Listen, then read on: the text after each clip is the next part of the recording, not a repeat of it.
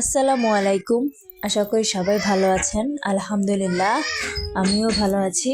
তো আজকে রেসিপি নিয়ে আসলাম আপনাদের জন্য সজনে ডাঁটার রেসিপি। তো সজনে ডাঁটাটা আজকে আমি রান্না করব করলা আলু দিয়ে, মাছ দিয়ে রান্না করব। তো সাজনাটা হচ্ছে আমাদের গাছের সাজনা, কেনা সাজনা না, গাছ থেকে পাড়া হয়েছে। আর করলাটা হচ্ছে আমি ভাপ দিয়ে নিছি, যেহেতু করলাটার তিতা, আর বেশি তিতা হলে কিন্তু তরকারি খেতে কিন্তু ভালো লাগবে না।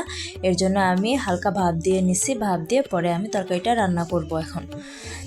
তো রান্না করার আগেই আমি এখানে মাছ নিয়ে নিছি। তো মাছগুলো আমি লবণ হলুদ দিয়ে ধুয়ে খুব ভালো করে পরিষ্কার করে ধুয়ে নিছি, ধুয়ে লবণ হলুদ দিয়ে আবার মেখে রাখছি। তো মাছটা আমি ভেজে রান্না করব। তো আমার কাছে কষান করা থেকে মাছ ভেজে রান্না করলে খেতে আমার কাছে স্বাদ ভালো লাগে, তাই আমি ভেজে রান্না করি। আপনারা চাইলে কিন্তু কষান করেও রান্না করতে পারেন। তো আশা করি আজকে ভিডিওটি আপনাদের খুব ভালো লাগবে। তো পুরো ভিডিওটি দেখতেই কিন্তু আমার সাথেই থাকবেন।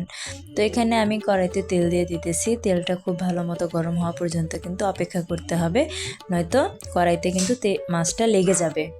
তো দেখুন আমার কিন্তু তেল গরম করা হয়ে গেছে। আমি এক এক করে মাছগুলো দিয়ে দিতেছি।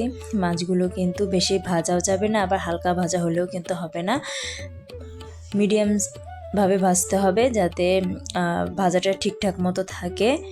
বেশি কড়া ভাজা হয়ে গেলে কিন্তু তরকারি খেতে ভালো লাগবে না। তাই যাতে বেশি কড়াও ভাজা না হয়, আবার বেশি যাতে হালকা ভাজাও না হয়, সেদিক কিন্তু খেয়াল রেখে মাছ ভাজতে হবে। তো দেখুন আমার কিন্তু মাছ ভাজা কিন্তু হয়ে গেছে। তো আমি এখন চুলা থেকে কড়াইটা নামিয়ে নিতেছি। তো আমি তো মাটির চুলাতেই রান্না করি, আপনারা সবাই জানেন।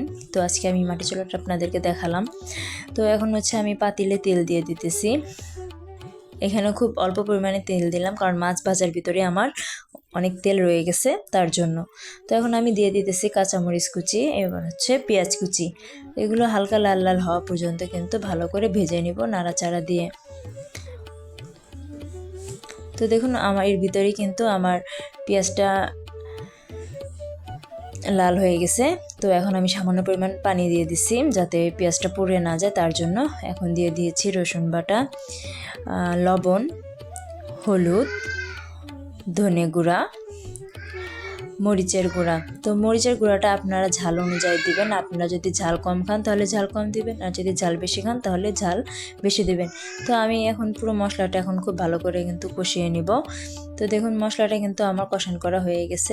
এখন আমি তরকারিগুলো কষান করা মশলার উপর ঢেলে দিতেছি। ঢেলে এখন নাড়াচাড়া দিয়ে নিব। নাড়াচাড়া দিয়ে তারপর হচ্ছে ভালো করে কষান করে নিব। করলা কাঁচা অবস্থায় যদি রান্না করেন, বেশি নাড়াচাড়া করলে কিন্তু তেতো বেশি হয়ে যায়, খেতে কিন্তু স্বাদ লাগে না।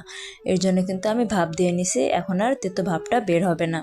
তো দেখুন আমি এখন সামান্য পানি দিয়ে দিতেছি তরকারিটা কষান করার জন্য। তো তরকারিটা কিন্তু ভালো করে কষান করে নিতে হবে।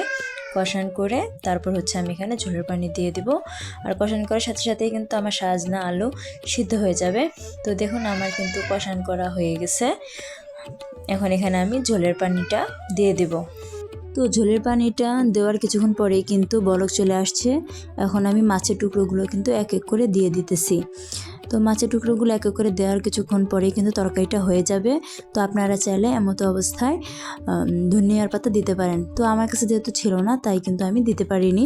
তো দেখুন আমার কিন্তু তরকারিটা হয়ে গেছে, আর দেখতেও কত সুন্দর লাগতেছে, আর খেতেও কিন্তু বেশ মজাদার। তো আশা করি আজকের ভিডিও আপনাদের খুব ভালো লাগছে। তো যদি আমার ভিডিও ভালো লেগে থাকে, অবশ্যই লাইক কমেন্ট শেয়ার করে আমার পাশে থাকবেন। আল্লাহ হাফেজ।